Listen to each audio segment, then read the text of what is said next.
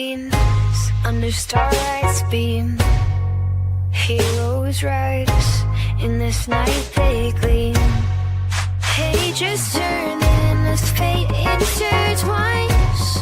Saturday night, it rewinds. Spin tales poke the mind in that city's electric light. It's hard, heroes fight. Every moment feels so right. Welcome to that weekend thrill, where stories, fashion, dreams at will. In this world we take a fight. Saturday night special guide and light. Wonders, heroes unite. Comics and anime and brain delight. Journey through panels and vibrant screens. This colorful tapestry. Okay, well, we're going to skip right to it. We don't need an intro. Who needs an intro? We don't need an intro. We don't need an an intro. intro. To it. Welcome, everybody, to Saturday Night Special. And tonight is a very special Saturday night. It is Matt's 40th birthday tonight. And he decided that the two people he wanted to spend his time with, the very least, were me and Sticks.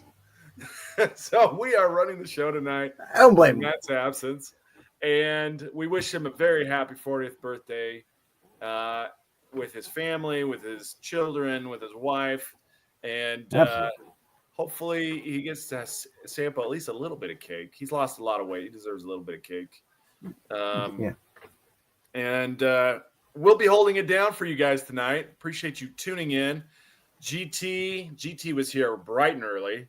I think he started messaging about 3 o'clock in the morning this morning. Ed's still stuck at the in-laws. Dag nabbit. Well, hopefully you can break free for a moment or two and spend some time with us. Jedi Johnson making some bank after a Killer Whatnot sale earlier today. Congratulations, Jedi. Glad you could make the show. Tyson, welcome. Good evening to you too, sir. This is not all about Doctor Who, but we're not going to rule it out. Sticks is running the show, so there's always a chance we get some Doctor Who in here for one and all. Sticks, how you doing tonight?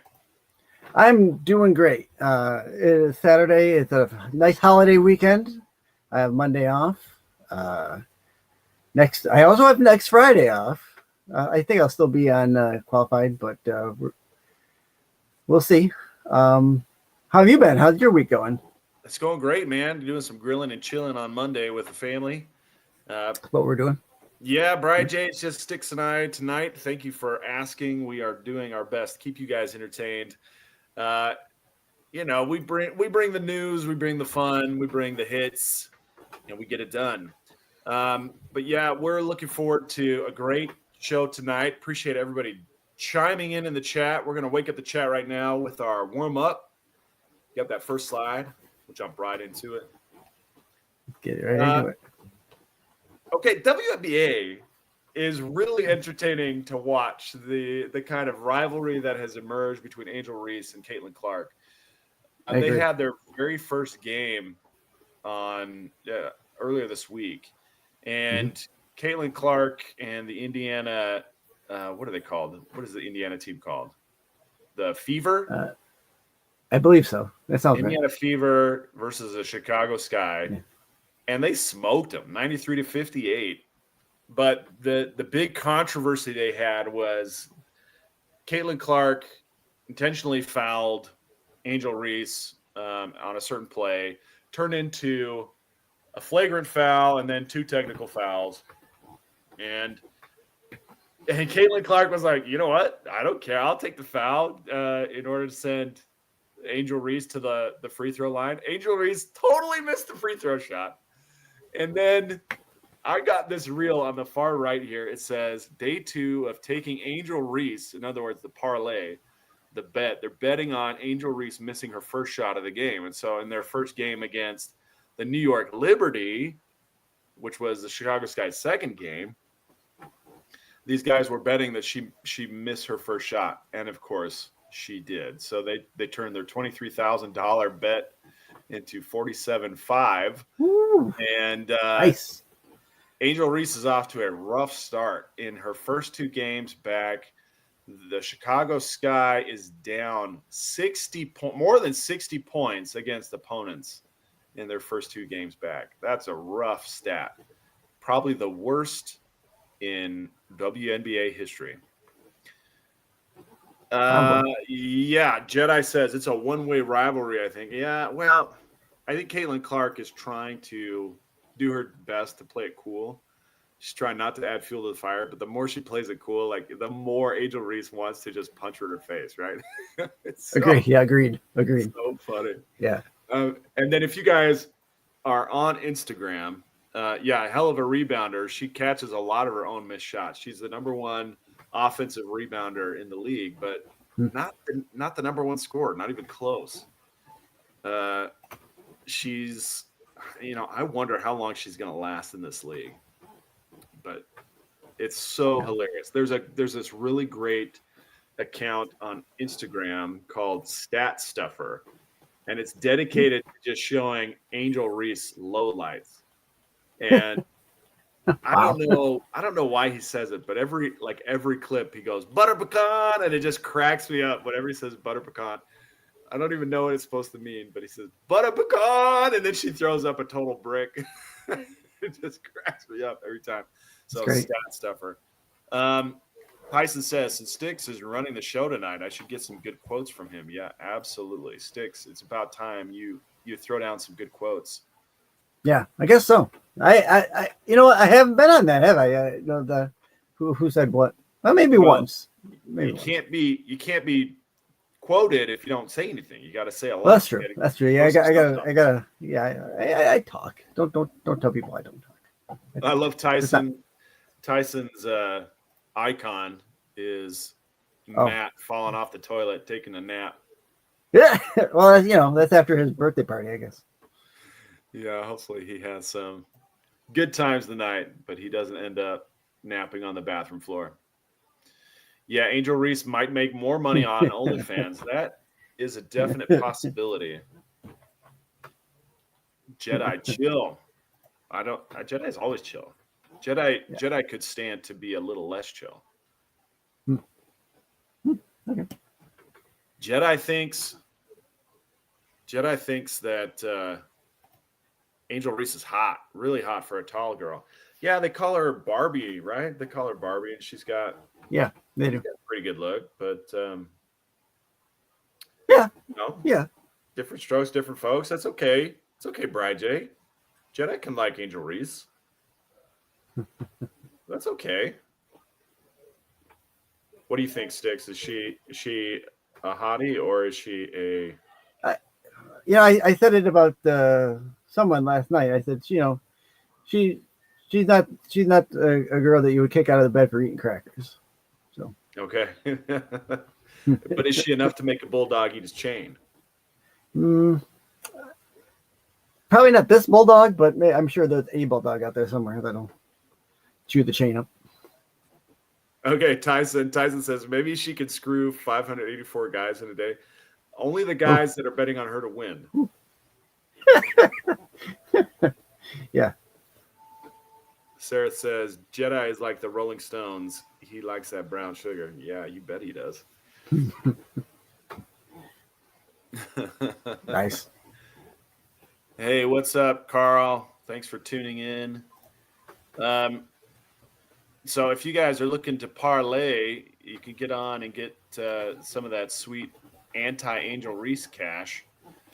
Throw down some parlays, although the odds are going to get worse and worse for those. So you get less and less money. It's going to be a sure thing, but you'll win less and less. So if at a certain point, betting for her making that first shot is going to get some good money. No. You get some good odds on that. So you put down $1, good chance you get $10 back. Okay. So start to look for those bets. That'll be some fun.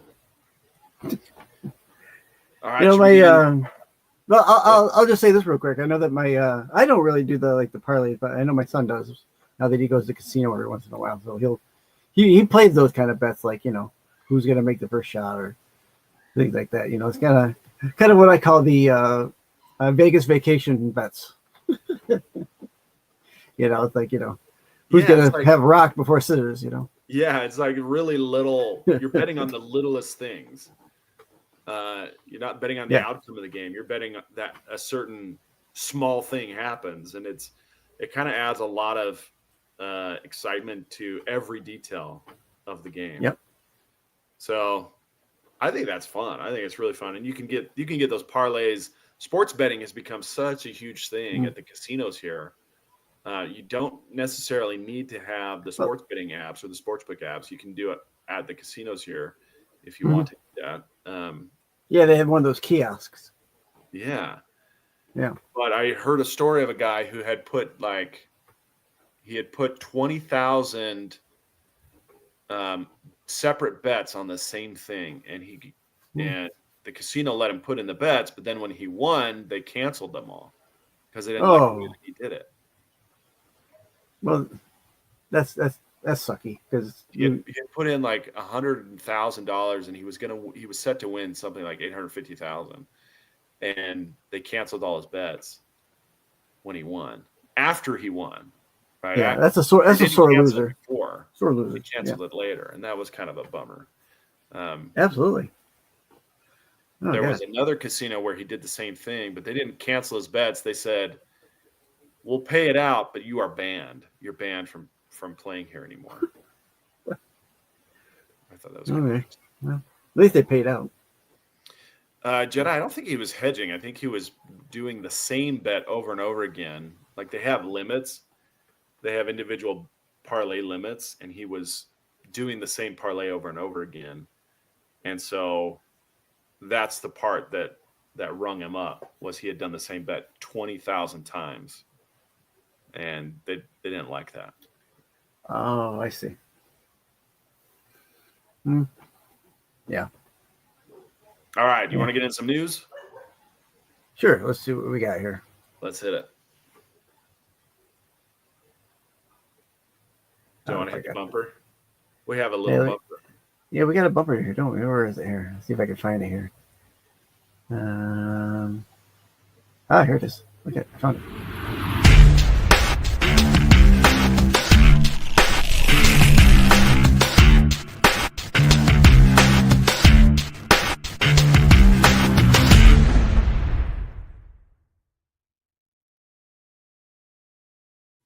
Nice. See, I can do this. I can do this totally. You want to read them? Yeah, give me a second here. I can read them here. As it comes up, Punisher Red Band, #1. Oh shit! I can't read this. Okay. You want me to read it? No, I got it. I had to make it bigger. Punisher Red Band #1. First look teases a brutal, bloody Max-style Frank Castle story. Frank Castle's brutal war on crime is reignited this September in Punisher Red Band. The 5-issue limited series will be written by Benjamin Percy, with art by Julius Otha. The duo currently delivering twisted horror together in Helverine. Ooh, okay. Polybagged for explicit content, the Red Band series promises to be the most violent in Punisher history, as Frank Castle, freshly resurrected and back in the classic costume, is allowed to fully unleash his brutal brand of justice on the criminal underworld. Are you looking forward to this one? You know what? If any character is perfect for Red Band, it's Punisher. That's what I'll say. I'll definitely give it a try. I do like Punisher if he's written well. I didn't like some of the last stuff they did with him being like I don't know, kind of supernatural. I don't know what it was. Really part of that ninja tribe, and he's kind of. I didn't like that, but this might be good. I might like this because I like the original stuff that they used to have with the original limited series run and the beginnings of Punisher back in the day. Do you like to see gratuitous violence in a Punisher book? In a Punisher book, yeah. Because that's what he should be known for, is this over the top killing spree that he usually is on, and war against crime, war against the mafia and things like that. Revenge. Yeah, revenge. Yeah, they killed my family. We should do a parlay to see how many knives go up through someone's jaw. Right? That move. Oh, right, yeah. Right. Let's see. Yeah, I wonder how many times he's going to pull that move. Rip, Or will there be a throat rip out like Roadhouse? Will someone's throat get ripped out like Roadhouse would? That'd be crazy. Yeah. I'm definitely give this a try. And as long as the first issue is the way I think it's going to go, I'll continue with the series. So. Nice. All right, what's up next here? All righty. Captain America's new team in Avengers Doomsday revealed, along with details on Doom's followers. Avengers Doomsday will mark the beginning of the end for the multiverse saga as the Russo brothers make their MCU return to try and end this hit or miss era of storytelling and style. Earth's, the multiverse's mightiest heroes, will assemble in battle. Robert Downey Jr.'s Doctor Doom, and along with the X-Men, Fantastic Four, and New Avengers, we know Captain America will lead his own team of Avengers. According to the Cosmic Circus, Sam Wilson's team will be comprised of Jaquan Torres, the Falcon, Carol Danvers, Captain Marvel, Bruce Banner, the Hulk, Wong, and Shang-Chi. They're officially on his team, with She-Hulk likely to join them. All right. I guess this is going to be this like is from the movie. Where did this come out? I don't know. I'm not quite sure. Mark the beginning of Avengers Doomsday. Mark the beginning. I guess we're talking like a prequel series for comics. So something leading up into this is what if I'm reading into it correctly. Correct me if I'm wrong, someone, but I think that's what we're talking. Because Cosmic Circus is talking about the movie. They're talking about MCU. Yeah. They're saying this is the new Avengers. Captain America, Joaquin Torres, Falcon, Captain Marvel, the Hulk, Wong, Shang-Chi, and She-Hulk. That's going to be the new Avengers. Oh, so they're talking about what the team is in the movie. Okay. Yeah. I mean, that makes sense because these are the characters that we've had as of recent, who are still kind of in play, I guess we could say, in the MCU. I mean, we haven't seen Carol Danvers, since their last movie, but Jedi doesn't like Brie Larson. He's not a Brie Larson fan. No, he's not a Brie. No, right. I thought you were talking about cheese for a second there. I was gonna say either he doesn't like cheese or Brie Larson. He might not like me either. So, Brie. Yeah. S'il vous plaît.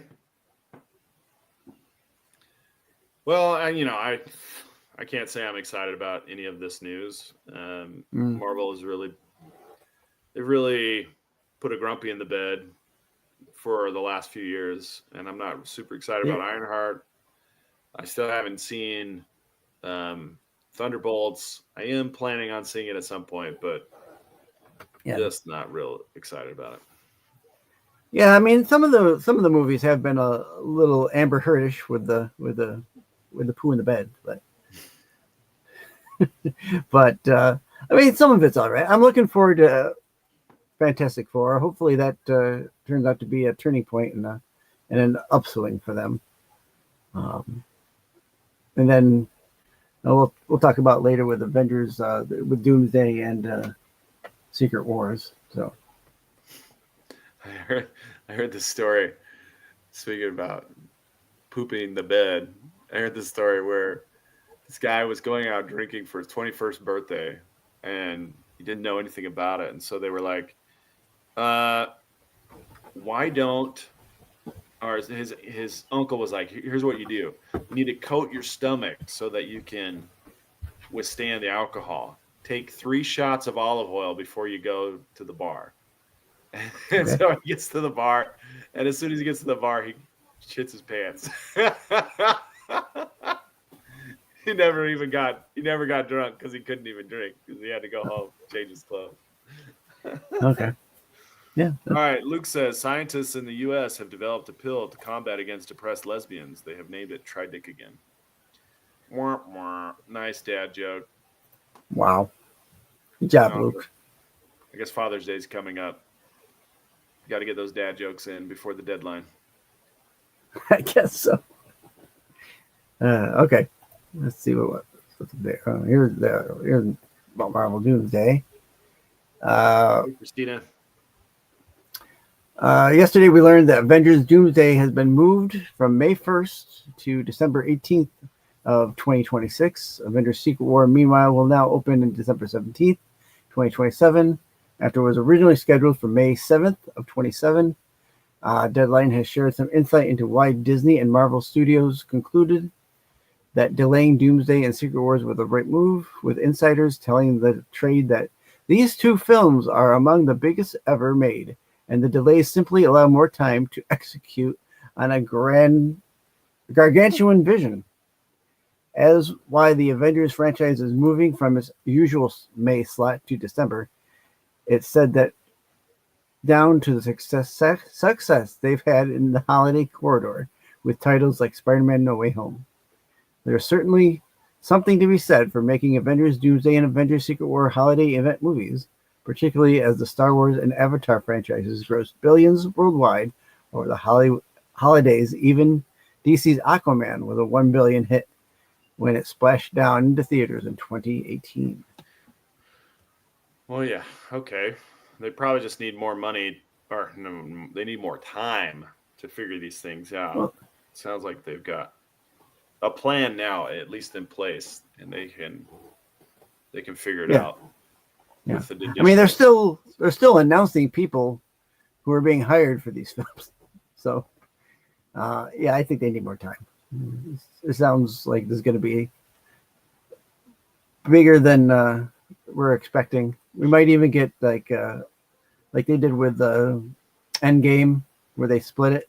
So we might get like 2-part Doomsday or 2-part Secret War.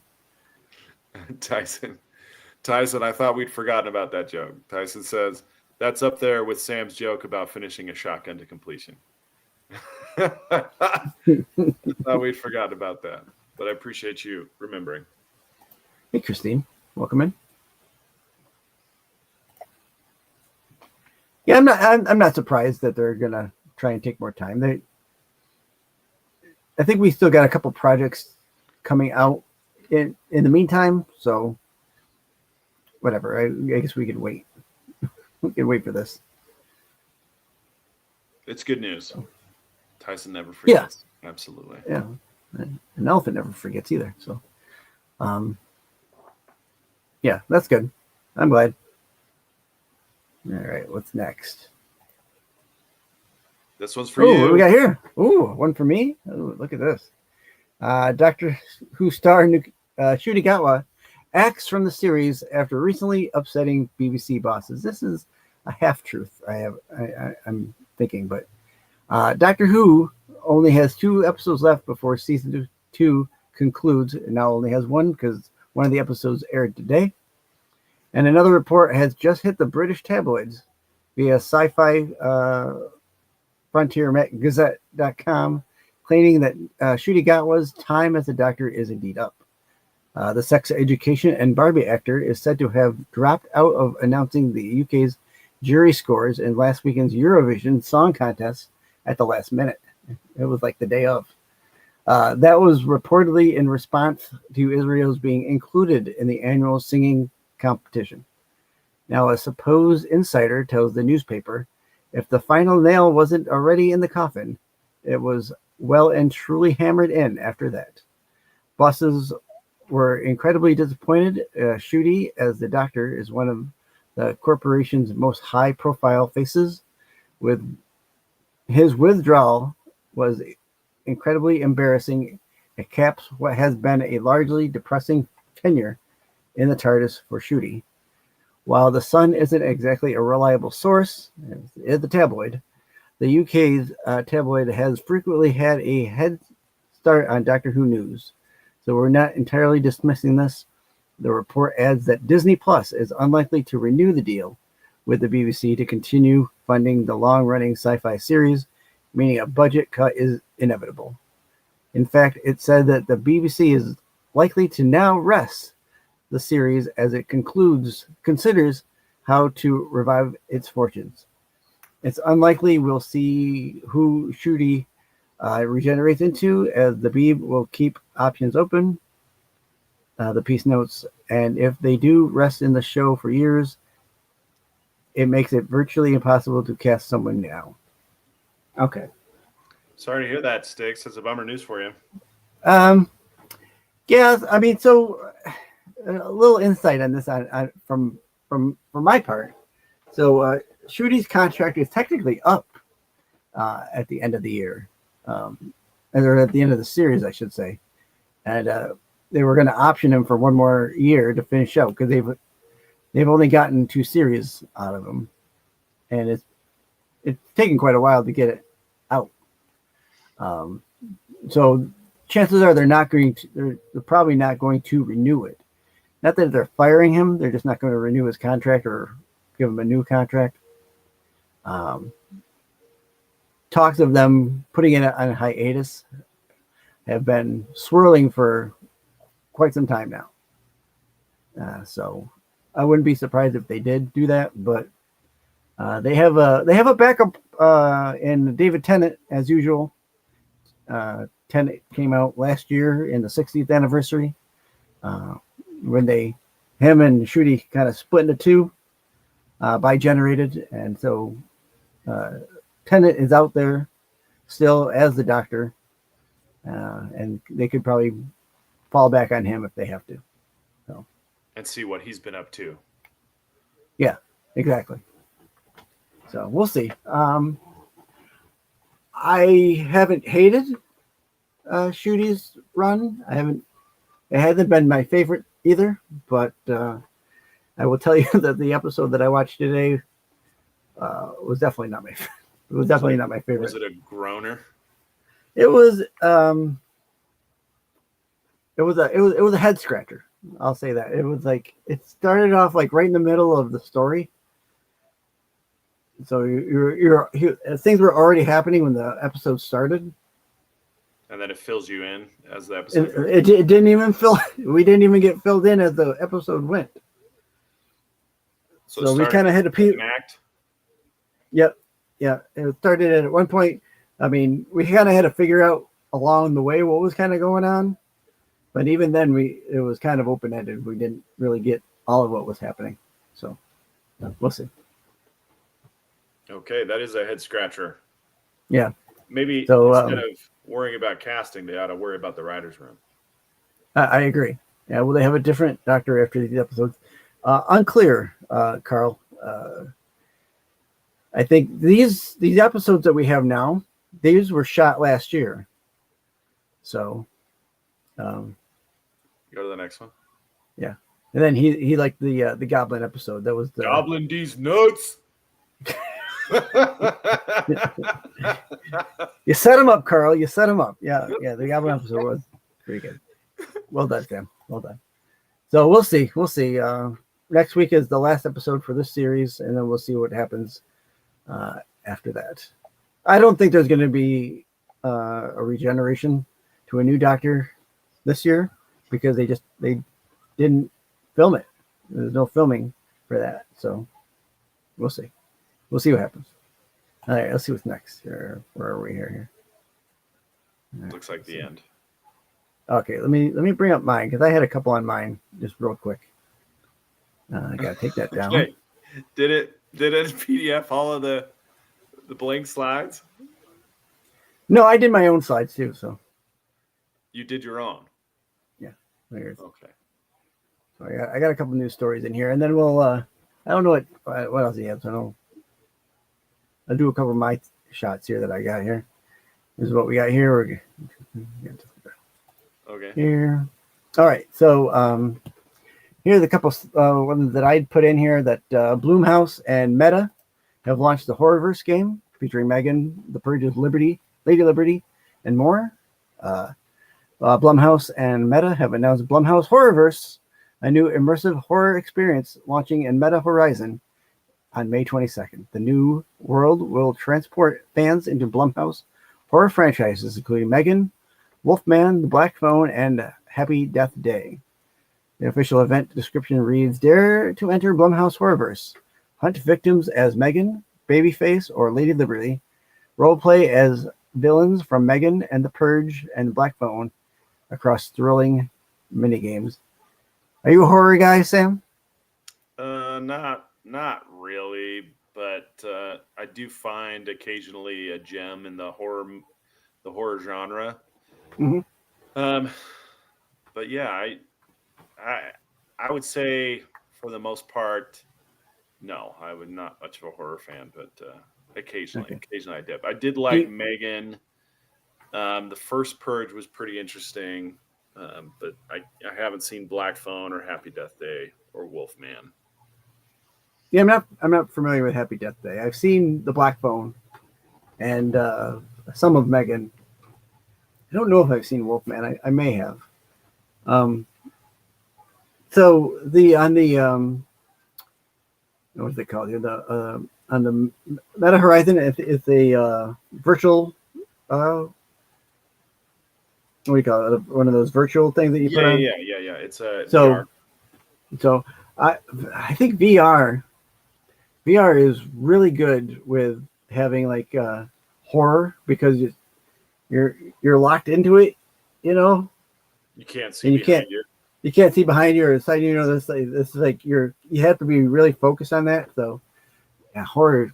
Whew, if you can't take horror, don't be playing these games because you're gonna be like that guy going to the bar. You're gonna shit your pants. So, shit my pants. Yeah, shit my pants. All right. This is a real quick one. HBO Max. I'll sum this up. I'll make this one real quick. HBO Max is now was Max. Now it's back to HBO Max. So if you remember when they changed from HBO, they went to HBO Max and they shortened it to Max, citing that their tagline for Max was the place to go watch HBO. Well, 2 years later, they've gone back to HBO Max.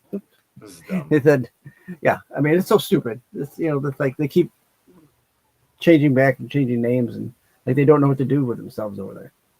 Like, well, people really like the HBO name. I think we need to put that back. Yeah, no shit. Yeah. Shouldn't have left it. So. Did you know that the letters don't line up in the HBO logo? They don't line up. They're slightly off in the HBO logo. Oh, yeah. The H sits slightly higher than the B, and the top of the O and the top of the O goes above where the H is. So the letters don't line up. Yeah. I did design.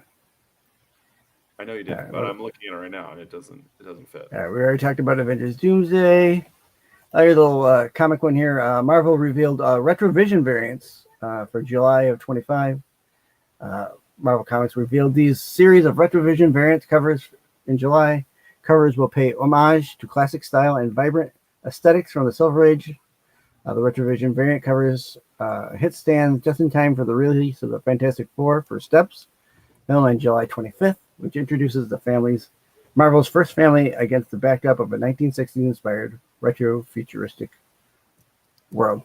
These were the 5 that I really liked: the Venom, Captain America, Carnage, the Magic, and definitely that Storm. That Storm one is really nice. So, I know you're not a big comic book guy. I'm a little comic book guy. You're a little comic book guy. I'm only 3 feet tall. Are you looking forward to Fantastic Four if you're going to go see it? And yeah, I am looking forward to that one. Yeah. I think that one looks pretty good. Yeah. What do you think of these covers? I think they look great. Yeah. There are some that were nice, not as nice. I thought these ones were the nicest ones. The Carnage being that EC comics homage is really nice. So these might be ones I pick up for as a cover buy, because I'm not buying these comics, but as a cover buy, I'd buy these. Especially that I like that Storm. That Storm is really nice. So Yeah, these look great. That Storm cover is good. I'm glad you brought that up. Yeah, and then says I hope Marvel does amazing and Avengers first 12 issues in foil like they are doing. Yeah, I like the. Yeah, some of those foil ones look nice. No doubt. They pop. Tyson bringing up Pete unprompted. Pete's 3 feet tall. German. He's sitting right over there. All right. Think you did? I don't know if you had this one in your slides. Did you? No. Anime awards. You didn't? Okay, well, I'll talk about this one. I put that in for you, and I wasn't sure if you'd have it in there. Attack on Titan to receive first Global Impact Award at Crunchyroll Anime Awards.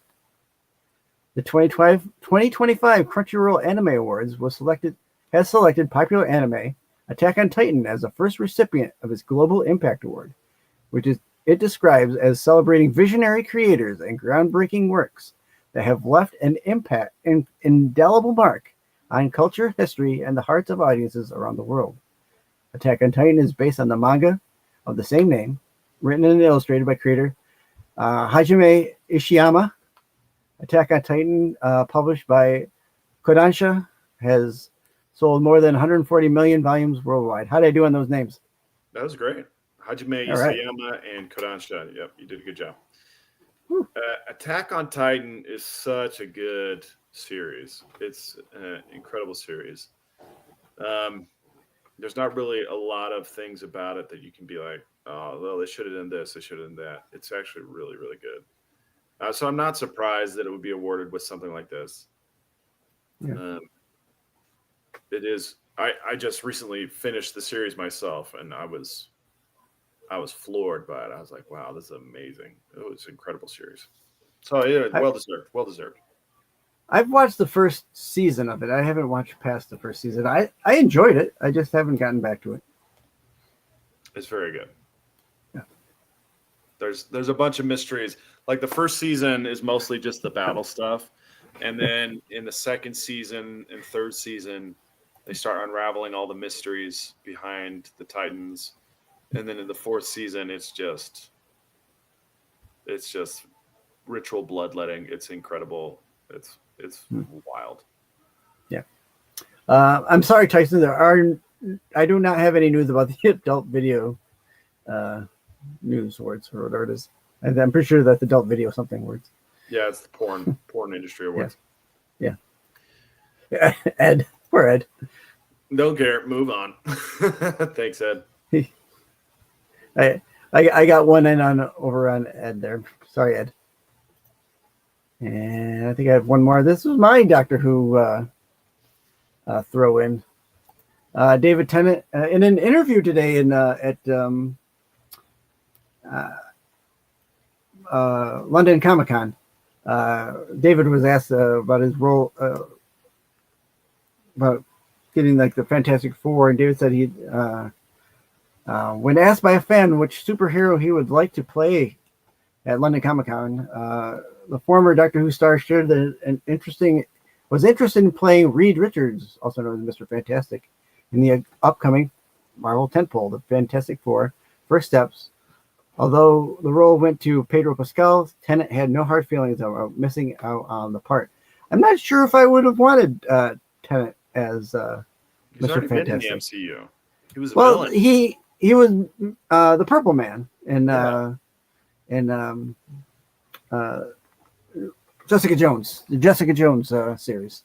So I mean, there is that. I mean, I'm thinking there was one other person that may have done two roles, but Chris Evans. Well, Chris Evans, not in MCU. He's been Johnny Storm in the Fantastic Four movies. Robert Downey Jr. Well, Robert Downey Jr. is now going to be Doctor Doom. So that's one of the top ones that comes to mind right now. So, I mean, Tennant's a great actor. Don't get me wrong. Not sure he's would be my pick for Mr. Fantastic though. I wouldn't have probably picked Pedro Pascal either, but I do like Pedro Pascal. We'll see how he does. I mean, it's all in the bag, so we'll see.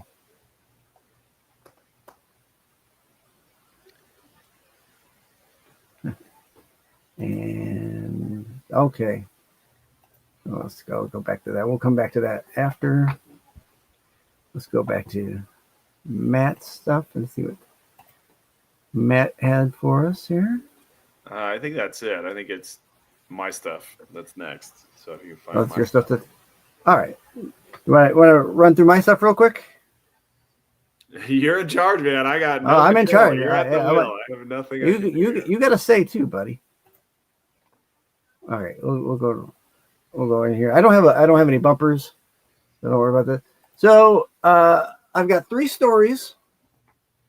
These are all Florida man stories. I got 3 of them here. I'm gonna have the chat pick which one we're gonna start with. I'll tell you that 2 are kind of funny, and 1 is a kind of a feel good story. So A, B, or C. 2 of these look like mug shots. A and B look like mug shots. C looks like yeah, C I couldn't find not really a mug shot, but I couldn't find a in-house shot of this guy. I had to go to his Facebook page to find it. So, all right. Tyson says go with C. That's the first one I got. Go with C. Okay, so Tyson, you have chose the feel-good story. It says C too. Okay, good. So, how do I don't know about serial killer Tyson. I think he looks like a guy who lets his egg salad sandwich age before he eats it. Oh my god! He likes it with a little bit of the manila, the salmonella. Oh, there it is. Okay.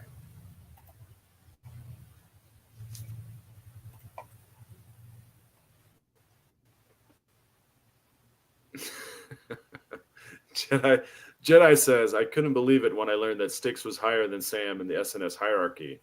What's in your history, Sam? The problem is I don't collect comic books, so they don't trust me with the channel keys.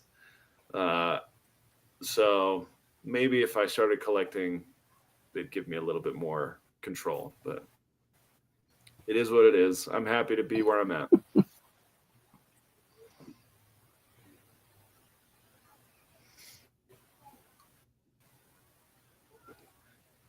So Styx is gonna sign language the entire episode here of what's going on with this guy while we wait for it to load. Yep. Come on. It says it's showing. Why isn't it showing?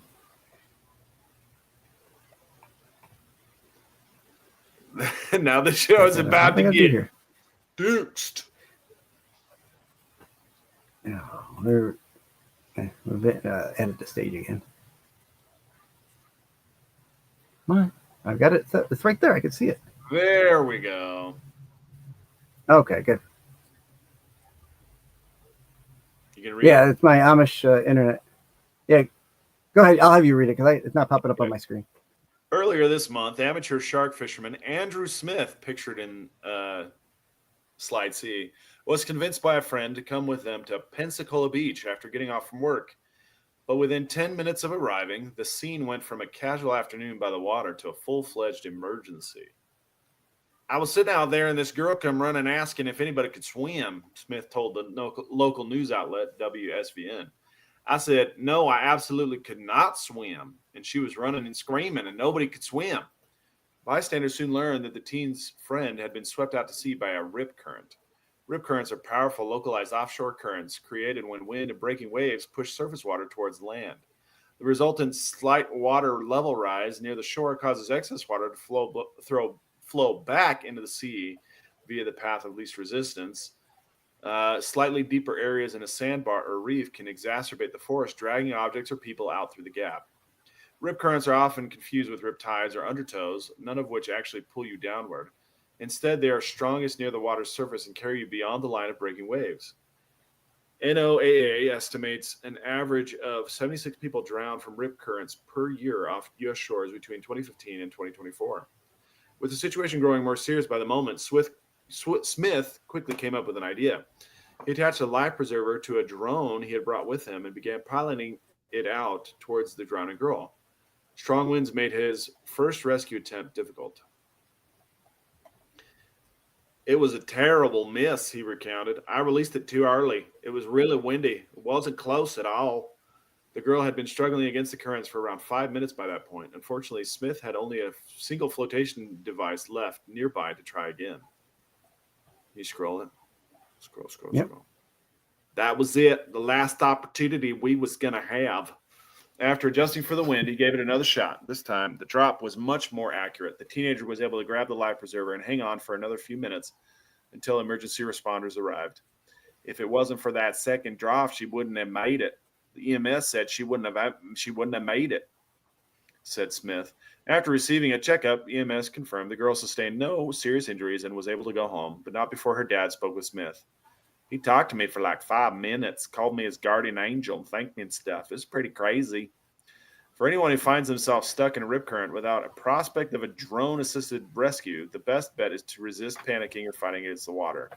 Instead, experts recommend attempting to swim across the current, generally parallel to the shore. Rip currents usually aren't very wide, so it's often possible to paddle out of its pull this way. Another option may be to allow the current to pull you past the breaking waves. Rip currents dissipate from there, and then you can either begin swimming to shore or tread while waiting for a lifeguard or EMS responder to arrive. All right. Oh, really good. The guy saved the girl's life. So, hats off to Mr. Smith there. And that's the last good story you're going to get tonight, Ed. Yeah. Just became the 10th best show on Internet. All right. And so now we're off to A or B. Yeah, if it's showing now. Might as well hit A. Let's hit A. Okay. All right.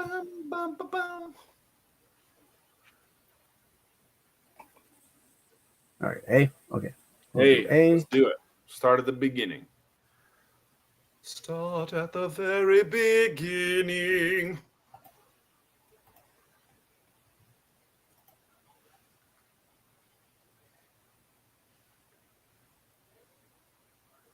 Evening. So while Styx is doing this, I want everybody to know it's Matt's 40th birthday. This is a short one. Birthday wishes for him in the chat. Light it up. Let him know how you feel about his douche chills, his reading, his mispronunciation. Give him some well-deserved razzing and also some well-deserved birthday wishes. All right, what you got? Is it showing? Maybe not. Show it. Hold on. I got to bring it up. Share it. Present. Freeze that. Okay, here we go. Add to stage. There we go. All right. It should come up here any second now. A Florida man faces felony charges after allegedly shooting his neighbor's pregnant cow 5 times for wandering onto his property, following through on a threat to kill any trespassing livestock. The incident has sparked outrage in a rural community where farm animals mean more than just business, per Fox News. Hung Trin, 54, of Fort Myers, was arrested on charges of animal cruelty and grand theft of a commercial farm animal following the incident on May 13th. Lee County deputies say they found the 2-year-old cow alive but seriously injured with gunshot wounds to the gut, chest, and rear leg. She was later euthanized. Oh, that's sad. And poor cow. Yeah, I've had plenty of news like around here where like people with their dogs run onto people's property, and for some reason people think that's okay to shoot these animals. just run up and shoot these animals because they're on their property. It's a dog, for God's sakes, or a cat, or or a cow. It's only wandering on your property. It's not breaking into your house to steal your wife's jewelry. So. Well, and Florida, then they shoot anything. And be the last one that I have.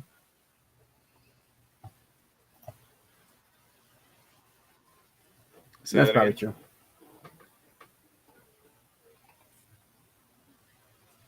All right, Matt is so old. When he was that's probably true. I mean, I don't live in Florida, but good one, Jedi. All these Florida men. That's where all these Florida men are. We're talking over each other because of the lag. All right, you got B ready to go. What is Kyle doing?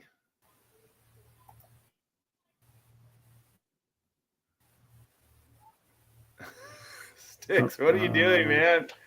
Do something. Okay. Oh, I already showed that one. I heard you fucking taking this show and it's fucking derailed and off the fucking train. It's a crash and it's a burn and is it not on the... somebody has to fucking come back and fix this fucking shit show that you guys have fucking created. Just joking. About time. What'd you say? I said it's about time you show up. About time. Who's this? Hey, it's Kyle. Hi, Kyle. Oh, you fucking guys. No, that my internet's just not working tonight. Okay. Are you able to put the slideshow up, the slide deck? Yeah. Oh my god, this is a train wreck.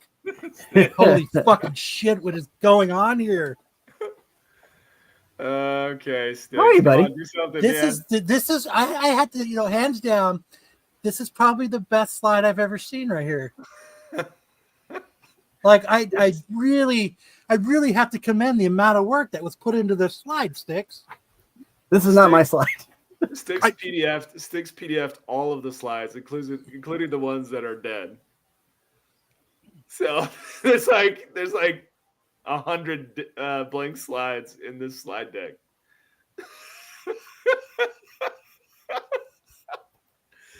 Oh man, this is fantastic. Keep going. Oh my fucking god. All right, here we are. Oh. All right, let's get your bumper going. Where's the anime going? Oops. Okay. And I was supposed to be on my way to Matt's birthday party. Wait, you didn't get invited to the birthday party? No, I did. Did it already happen? It's happening right now. I'm supposed to be on my way there. And then I got calls and messages that this fucking train wreck was going on. From whom? Everybody. Who's everybody? You see everybody in this chat? Oh, yeah. Aw. Just joking. I don't know where your bumper is. I'm just joking. I can't find your bumper, Sam. We'll just move on. Okay. Oh, wait. What in the fuck is going on here, you guys? Okay. Are we gonna retrieve the slide or just let me go? Hold on a second. Jesus Christ. We're gonna.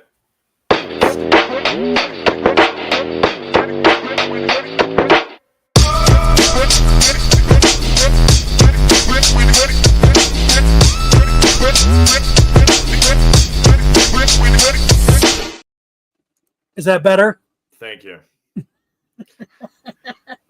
All right. So first up, we have a teaser image from the One Piece episode 1129 preview, teasing the backstory of a fan favorite character, Bartholomew Kuma, and his adopted daughter, Jewelry Bonnie, teasing their backstory, which is going to take place over the next 4 episodes. This is going to be kind of an emotional roller coaster. So if anybody is looking for the emotional heights of One Piece to hit the same levels it did back in Water 7. This is the moment. So make sure you're tuning into One Piece for the next few weeks. You know, funny that Sarah says this. This is as good as the Englehart interview. I was playing it for a couple guys that I work with last night. I was like, you want to see something funny that somebody did? I was like, as I was watching it, I was like, you know what's kind of funny about this interview? Sam has never had a problem with his eyesight since then. You're able to read again. You're able to read after that. Yeah, I after my diabetes diagnosis, there were 2 weeks when I couldn't see, I couldn't read without glasses. And then once my diabetes was under control, I didn't need the glasses anymore. Your vision came back? It came back. It was the weirdest thing. I was like, I swear he only lost his vision during that Englehart interview. It's true. It was true. It's 2 weeks. 2 weeks I had really poor vision, really poor eyesight, and then it came back. Oh, man. My wife was so mad because she's had glasses her whole life. And she's like, you've had glasses for 2 weeks and you don't need them anymore? I hate you. I hate you so much. But now, I was playing that last night, and my coworkers got a kick out of it. Oh, good. It never gets old, Kyle. It never gets old. You know what? It really never does. It doesn't. Can you hit the next slide, Sticks? I can. No. All right. Also, for all of you fans of Elden Ring, it's going to get a new movie sometime, in the next 2-3 years, I guess. But they've announced Alex Garland is set to direct and write the film. And he wrote Ex Machina, Annihilation. Annihilation's a pretty creepy movie. I like that movie a lot, actually. And he wrote Civil War, which I don't think is that good of a movie. But he's kind of a horror sci-fi writer, and they're using him to write the Elden Ring movie. So this should be pretty fascinating. I played the game. I think it's a good game. I don't know. It's a great game. Yeah. So It's won a ton of awards. there's a lot in there to translate into a live action, though. So I wonder if they'll split it up. It's also going to be an A24 film, which A24 has the weirdest movies that there are. Yeah, but they've been pretty hot as far as movies go for horror, right? I mean, A24 they've done pretty well. They've done pretty well as far as horror goes. Yeah. But they are some of the weirdest movies. Like, what was that one? Him? Was it called Him? Where, like, all of the men were played by the same character. Oh, maybe. Or the same actor. That was such a weird movie.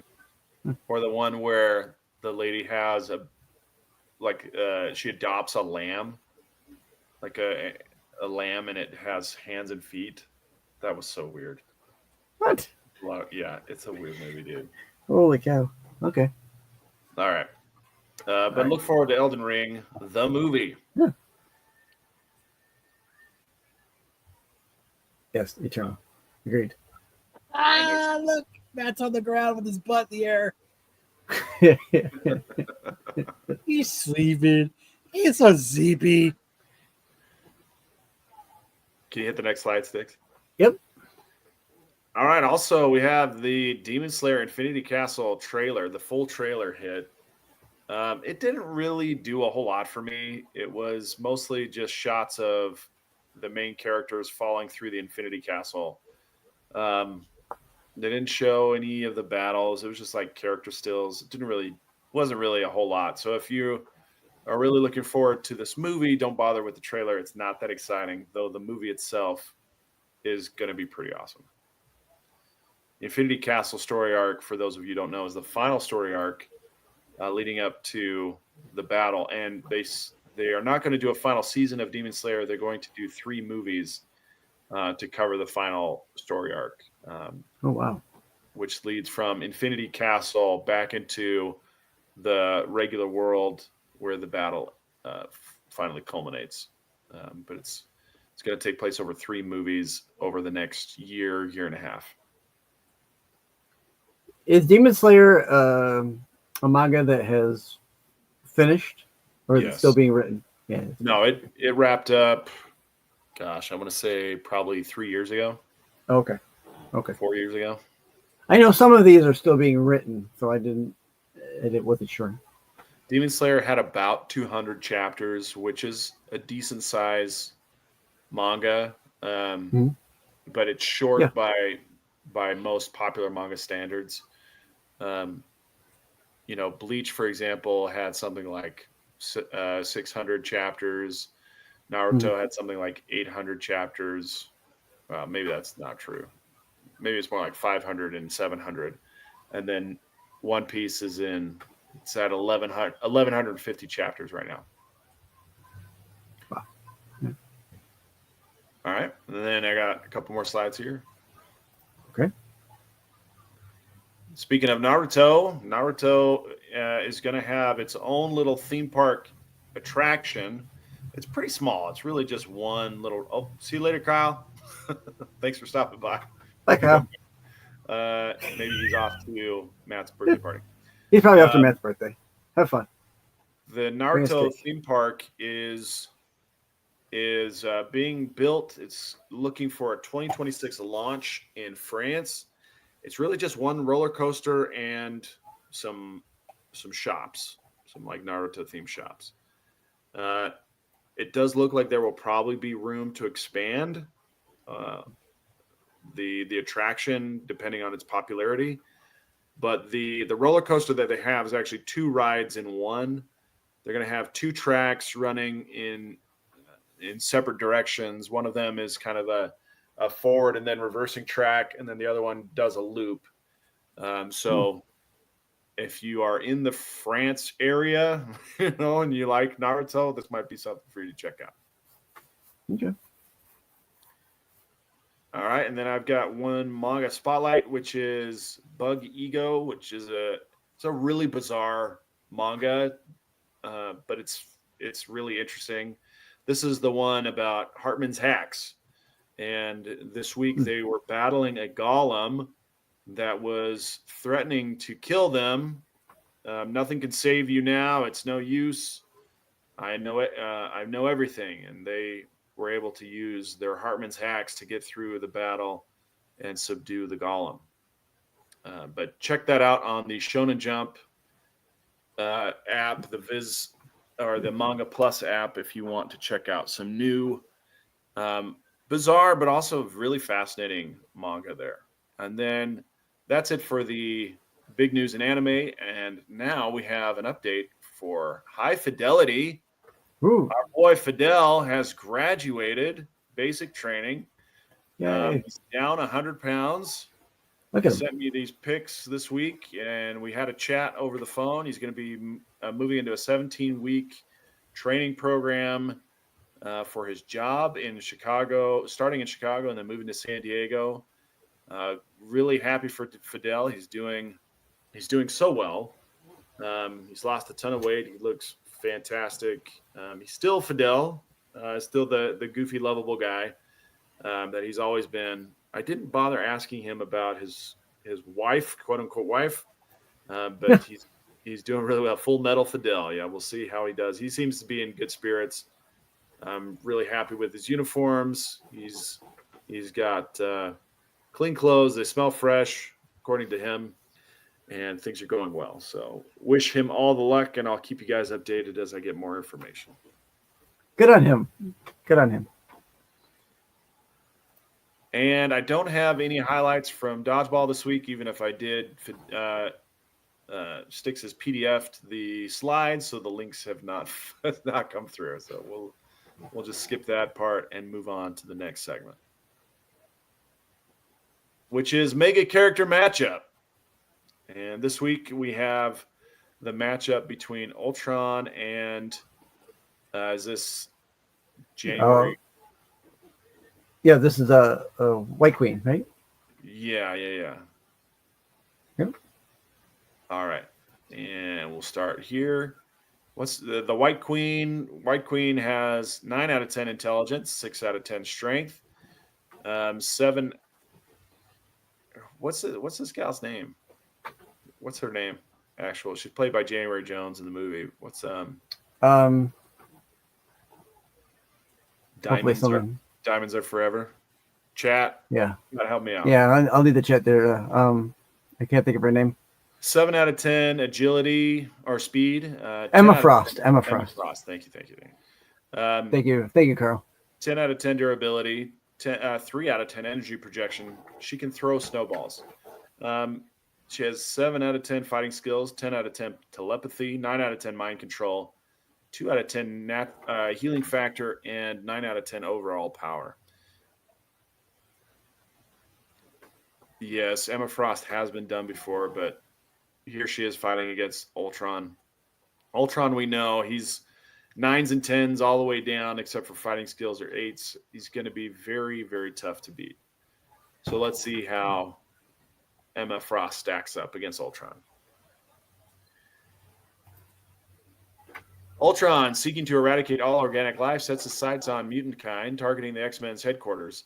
Emma Frost, sensing the incoming threat through telepathic warnings, positions herself as the first line of defense. Ultron, with his adamantium-coated chassis and a ruthless logic, launches an assault with an army of drones. Emma quickly erects psychic shields. She erects something. Disorienting Ultron's minions and turning some against their master. But Ultron, immune to telepathic control due to his synthetic mind, adapts, scrambling his signal to prevent mind intrusion. Realizing her telepathy won't work on the AI overlord, Emma shifts into her diamond form, rendering herself immune to mental attacks, but sacrificing her psychic abilities. The two trade brutal blows. Emma's unyielding form withstands massive energy blasts while she counters with raw strength, shattering several drones with sheer power. Just as Ultron prepares a supercharged plasma beam to finish her off, Emma cleverly reverts to her human state for a split second. Detecting a gap in Ultron's cybernetic consciousness, exploiting a flaw in his logic, she sends a powerful psychic pulse directly into his programming, forcing him into a temporary system failure. Despite Emma's brilliance and adaptability, Ultron has the edge in sheer durability and firepower. Emma might cripple him momentarily, but Ultron always rebuilds and evolves. In a prolonged fight, Ultron wins, but Emma Frost would certainly make him work for it. So, who's the winner?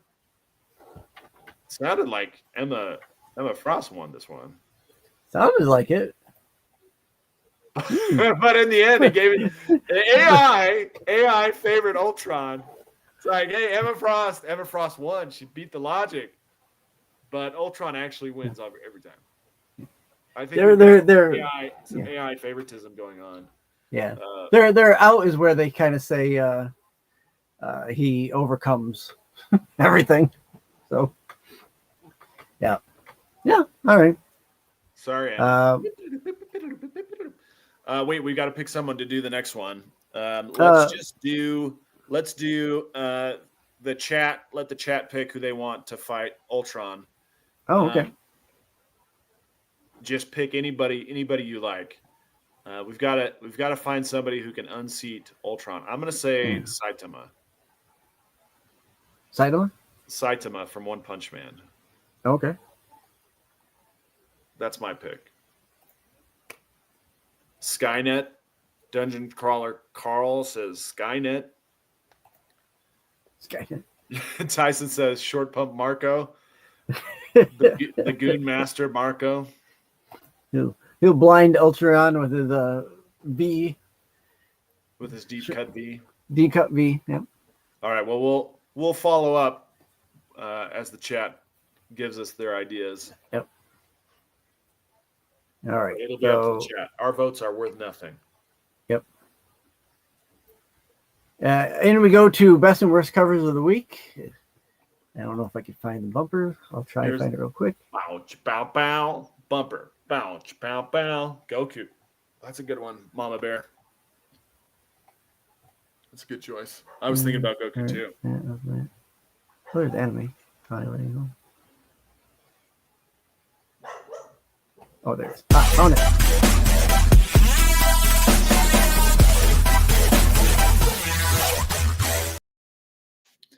Like the icons show up so small in that bumper. They're like that's big. Yeah. They're so small.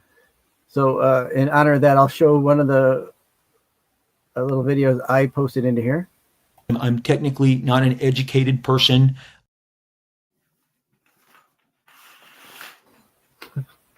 There we go. That was it. All right.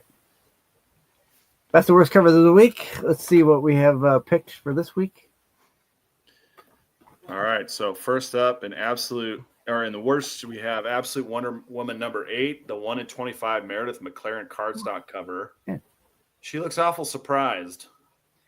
I was gonna say she looks like she probably just finished an 8-ball or something. Yeah, something Yeah. is waking her Surprised up her. in that moment. Someone touched her where she didn't think she was supposed to be touched. Yeah, she seems very concerned. Yeah, agreed. Yeah, not very good. Yeah, Tyson says this is horrible. I agree. All right, Maybe next. it makes more sense in context. Maybe. Next up, we got Harley Quinn number 51, the 1 in 25 Christian Ward cardstock cover. Yeah, there's a lot of green, a lot of smashed bits. I do like out of focus bits in the foreground, but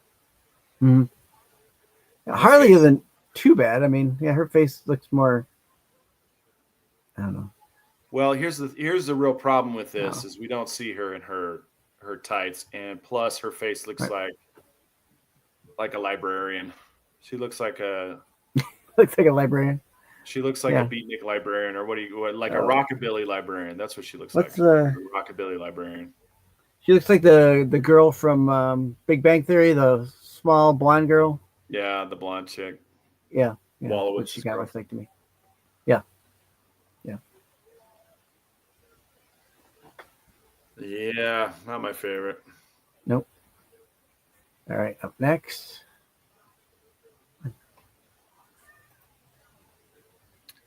Up next, we got the Superman number 26 Gillum March cardstock cover. We've got, who is this? Superwoman riding piggyback or on the shoulders of Superman as he's flying through the air with the greatest of ease. I saw his. I thought she had 3 legs there for a second. I thought this part of his bicep there. It looked like another leg. It's just really goofy. I mean, the concept of it's really goofy. Yeah. I don't. It's kind of got that magic carpet ride vibe to it. Yeah. I can show you the world. Well, I don't know if this is supposed to be shading. Like you can see where like the back of him is like a peach, like her top is peach, and then her face kind of looks clownish, like it's peach with like highlights in her cheeks. So she kind of looks like a clown. It's just kind of goofy. Yeah. I don't think the execution of it is bad. I think they drew it really well. Colors look really good, but it's just kind of goofy.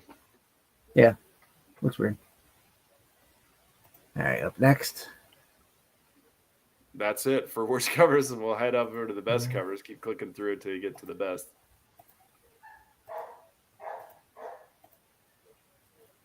Keep going. These are old slides. All right, best covers. We got the Batman number 160, 125 Ben Oliver cardstock cover. Very, very cool cover here. I agree. This is a nice cover. Awesome. It's almost like dream state. Mm-hmm. Batman, Catwoman, and is that Hush in the back? I don't know. Yeah, that's Hush in the back. Very, very cool. Yeah, I like this one. I could see this on a canvas. Would you put this on a canvas in your room? I put this on a canvas in my room. Yeah. You get a nice. It is nice. Get a nice orange signature in that empty white space in the corner there. Mm-hmm. That'd really pop. Pop. Agreed. All right, next. You got more to say? All right, next up we got the Green Lantern number 23, everyone's favorite, Mark Spears cardstock cover. Very green. Yeah. Very green. It is very green. I will say that the green light emanations in the background are not parallel with Hal Jordan's ring here. Oh Little yeah, there's a details, little offset. details there, Mark. I like it. I think his last Green Lantern cover was really good too. So I'm not surprised that this one is just as good. So That's very yeah, cool. Mark has some good covers, so I'm not gonna slight him. And Hal's got a really nice head of hair. If you head back for just 1 second, he's got a really nice head of hair there. Oh yeah, he's got a nice A little guy plot like me there. can be really jealous about that kind of thing. I'm sure at one point, Sam, you had a great head of hair too. I had a conversation with my son the other day. He's like, why didn't you marry someone taller so I could be really tall? And I was like, well, son, I was more worried about my hairline. I married someone who wasn't going to give me bald kids. He's like, oh, okay, fair. Yep. Nice. All right. Peacemaker presents the Vigilante and Eagle Eye double feature number 3, David Nakayama cardstock cover. You gotta love the bird shit on the armor there. Yep. Eagle Eye's got a great pair of shades. Yeah, he's rocking the shades. Yeah, I like it. I mean, the humor is there. The detail is on point. It is looking really, really good. Yeah.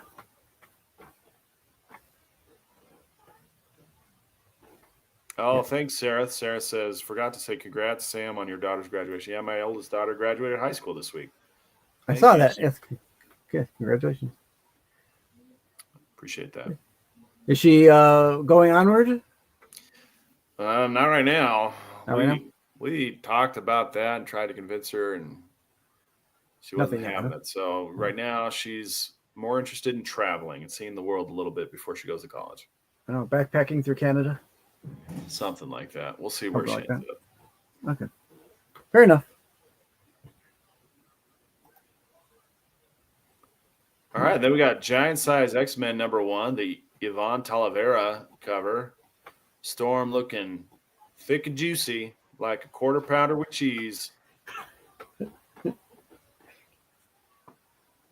is a good, it's really good, man. I like the lightning coming off the fingers, the rain, the hair flapping in the wind.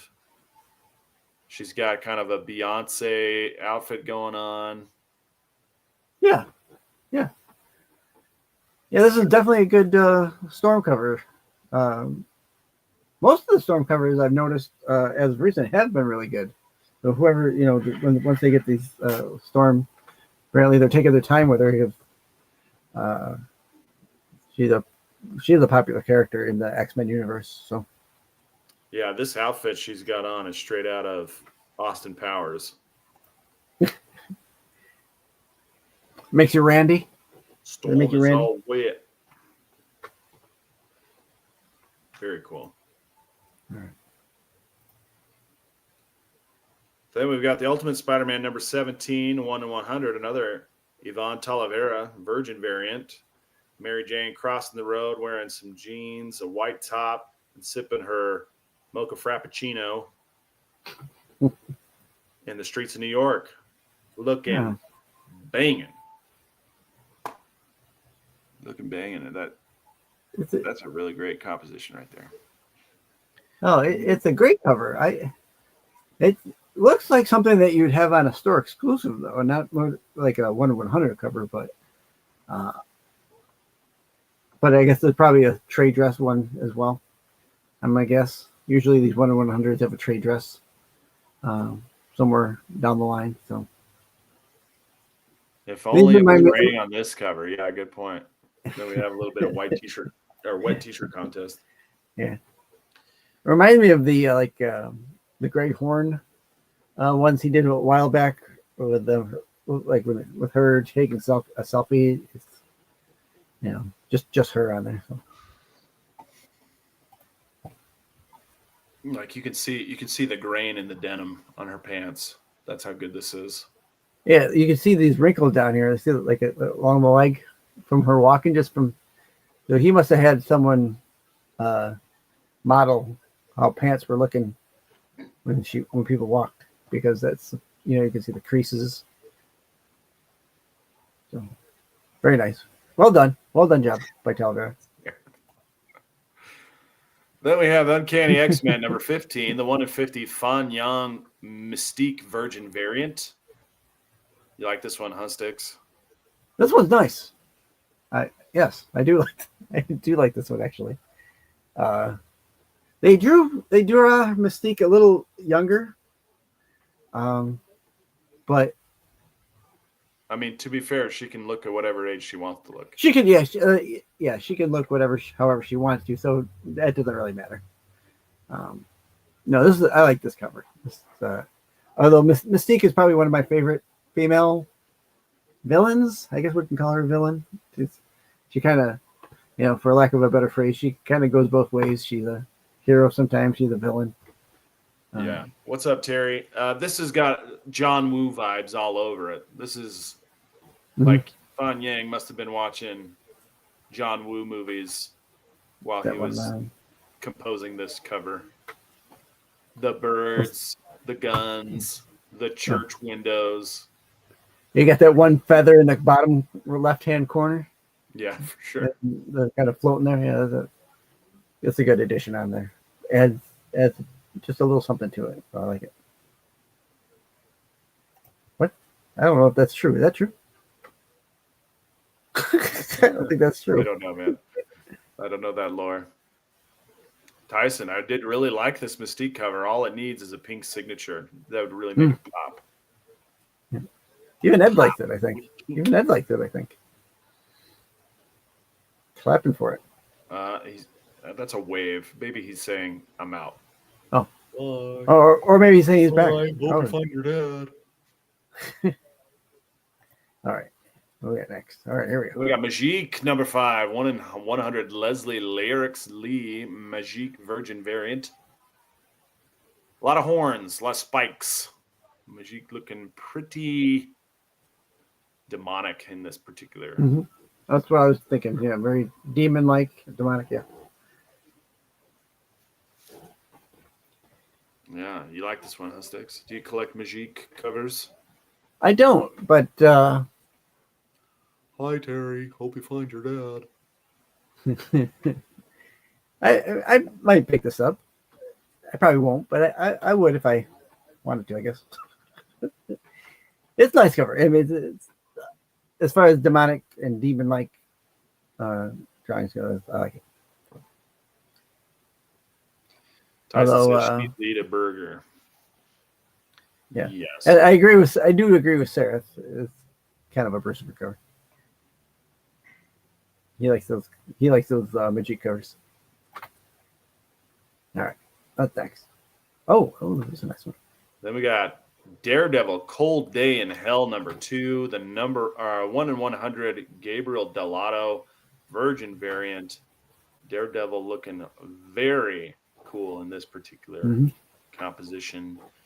Got the fire in the foreground, lighting up Daredevil in interesting ways with an overhead light source, giving him a little bit of extra reflection on the top parts with some darkness in the background, giving a lot of interesting contrast to the composition. What do you think of this one, Sticks?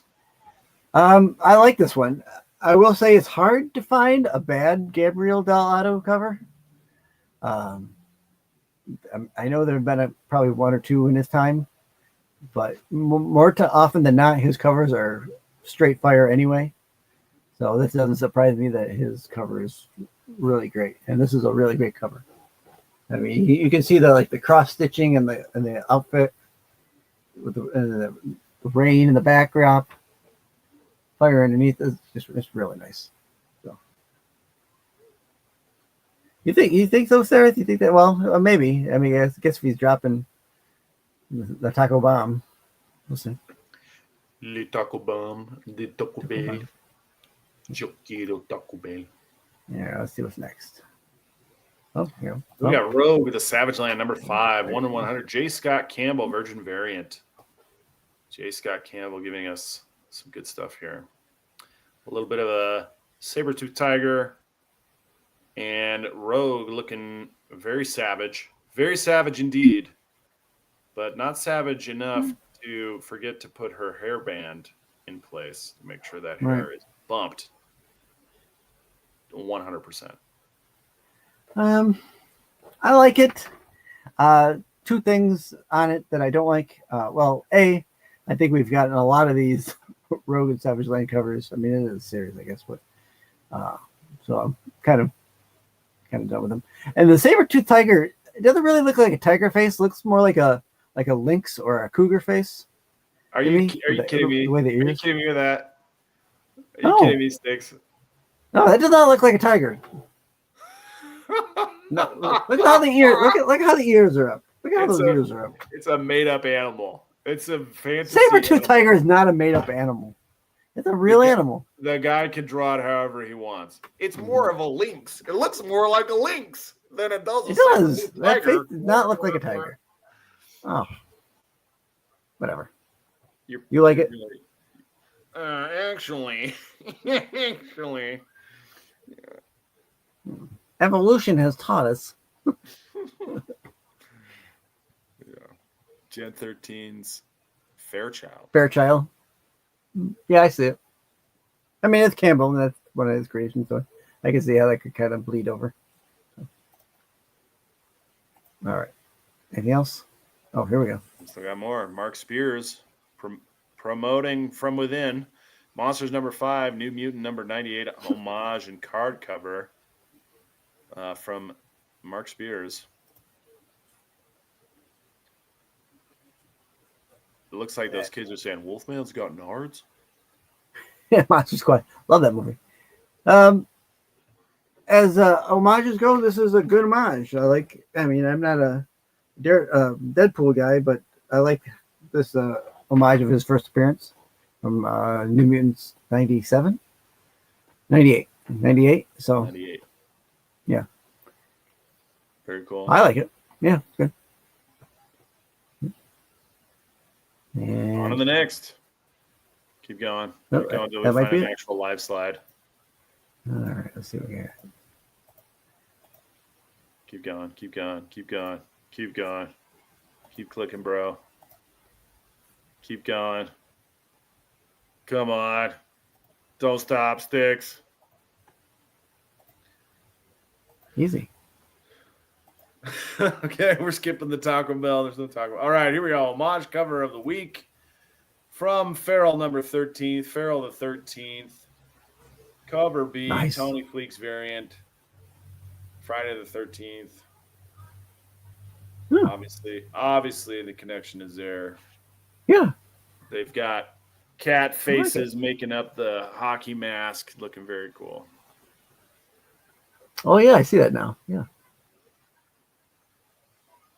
Nice. I like Friday the 13th. I like this cover. Yeah. That's a really cool composition. Good job, Tony. Yeah, that Mark Spears. Good for you, Oh, Tyson. That was a Yeah, good job, choice. Tyson. Yeah. Right? Then we already looked at this one, the homage for Monsters #5, homaging New Mutants #98. Very cool. And then that should bring us to first appearances. Skip. Keep skipping. Skip.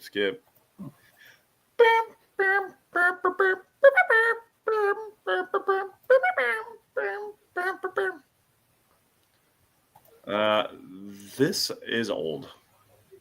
That old? Yeah, this is old. Keep Okay. going.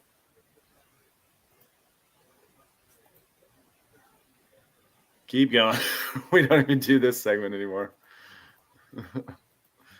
Okay. Oh man. Dead air. You guys seen this dance trend?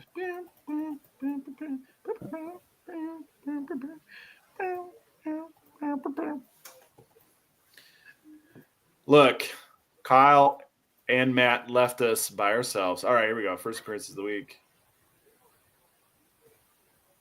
All right, whoa. We got one slate of first appearances. Go back.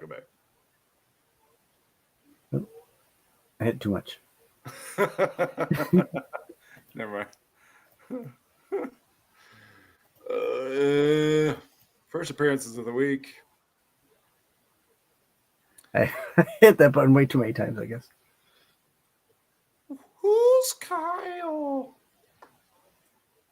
Nobody knows. Do.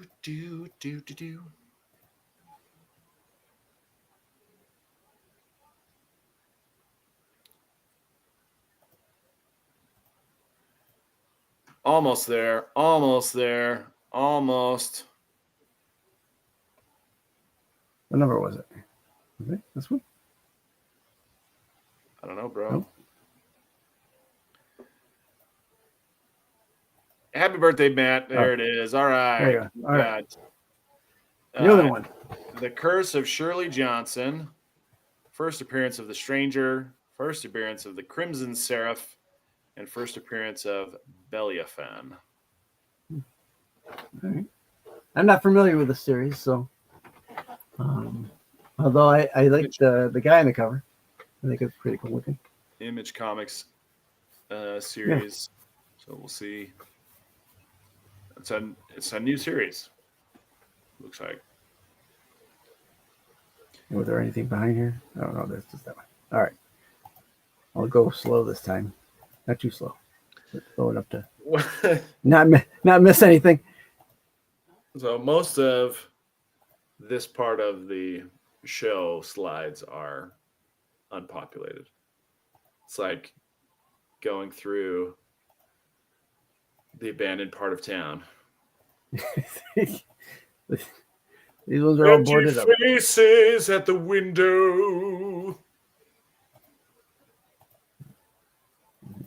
And we have to do this on air, just so you know, because it's part of the StreamYard slide deck that Sticks uploaded. Keep going. This old stuff. We don't do this bit anymore.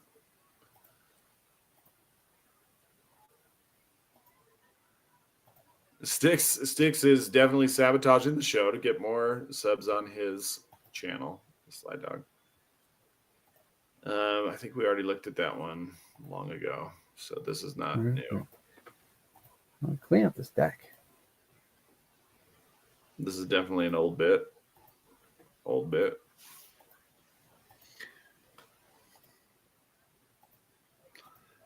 Just like a trip down memory lane. Just staring at empty faces, empty windows. All these old bits. So, okay. Bumped from the qualified edition trivia. Comic Theater. We read that one.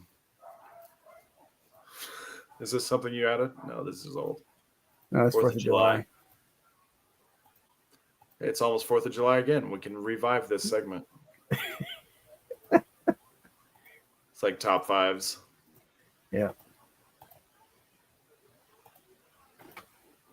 There, go back to that one. Happy birthday, Matt. Happy birthday, Matt. All right. Hey, this is a segment we actually do. All right, there we go. Unfortunately, since Sticks did not use the PowerPoint, I'm going to have to look up the lyrics on my own. So the first song that is up is Time of My Life, or Time of Your Life. Pitbull and Neo. Time of Our Lives. Sorry, Time of Our Lives.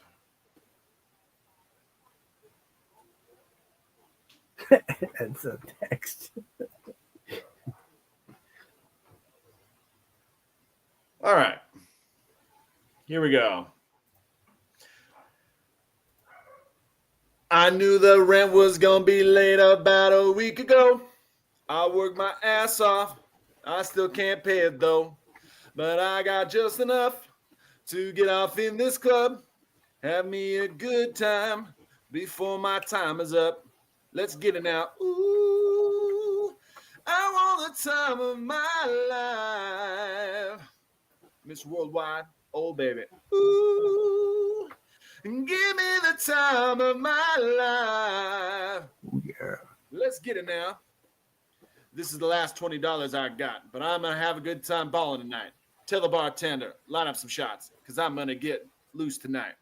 She's on fire. She's so hot. I'm no liar. She burned up the spot. Looked like Mariah. I took another shot and told her to drop it like it's hot. Dirty talk, hey. Dirty dance, hey. She's a freaky girl, hey. I'm a freaky man, hey. She's on the rebound, broke up with her ex. I'm like Rodman, ready on deck. I told her, want to ride out? She said yes. We didn't go to church, but I got blessed.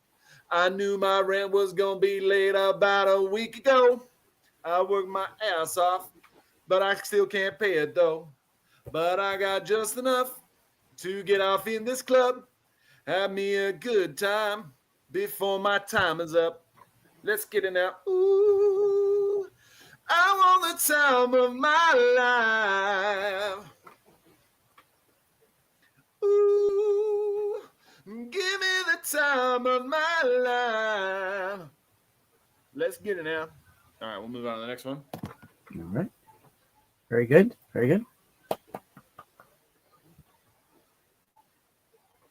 Which is Party Rock Anthem by LMFAO.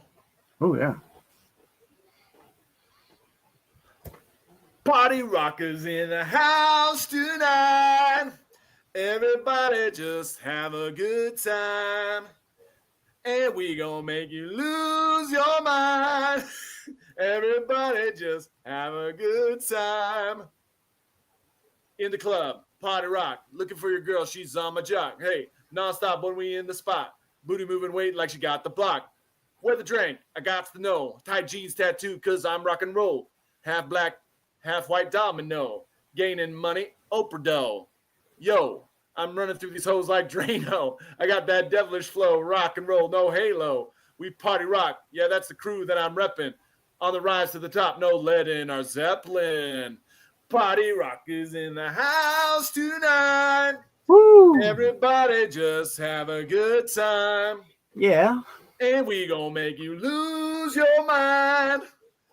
Everybody just have a good time. Let's go. Shake it. Shake, shake.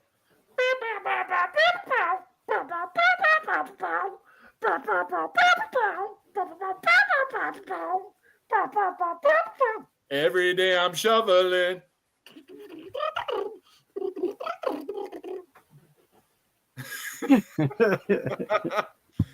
All right, we'll leave it at that.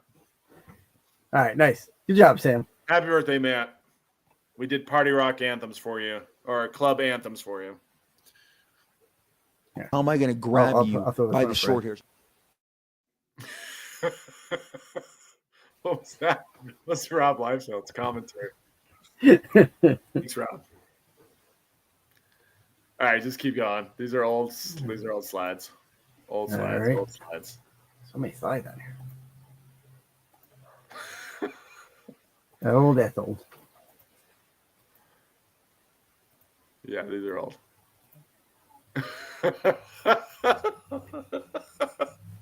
Sticks. This is hilarious. Keep going. Keep going. I think that's it. That's all the slides you had? Yeah, that's 200 slides. Is that the max that it'll do? That's where I ended up at. All right. Well, let's call it a night. We'll save the Craigslist ads for next time. Hey, thanks everybody for sticking with us through the last 100 minutes. Make sure that you tune in tomorrow for the Dark Side Boys, and then tell me all the shows that are on this channel again. Sticks. So tomorrow night, Dark Side Crew will be talking Star Wars, 9:15ish p.m. Tomorrow over on the Renovision channel. Monday will be Pete will be dropping a video for the Monday watch list for Wednesday, or the Wednesday watch list. Tuesday, he'll be dropping. Pete will be dropping his shorts over on a Tuesday video. Wednesday night, 9 p.m. or 9:15ish, will be the tax show with Pete, Marco, and Dub. Thursday is I think like either Dollar Bin Digging or another new video that Pete drops.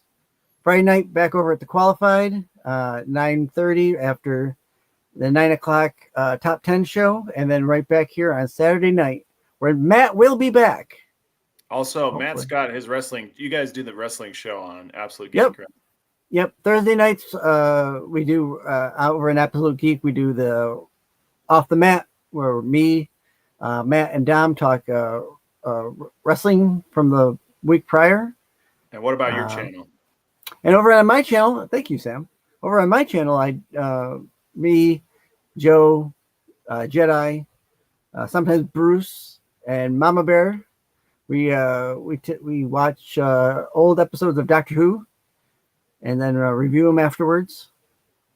We do a little watch along every Tuesday night at 9 p.m. That's pretty much the week that is for Renovision, Absolute Geek, and Awesome. 6473. All right, you want to take us out? Yeah, let's end it. Thanks everyone for joining. Listen, I will ask everyone here in the chat tonight to please take a moment to send Matt a happy birthday wish. If we can all flood his DMs and wish him a happy birthday. Thanks, everybody. Thank you. Have a good night. Either you've got me confused with somebody else, or this is a joke.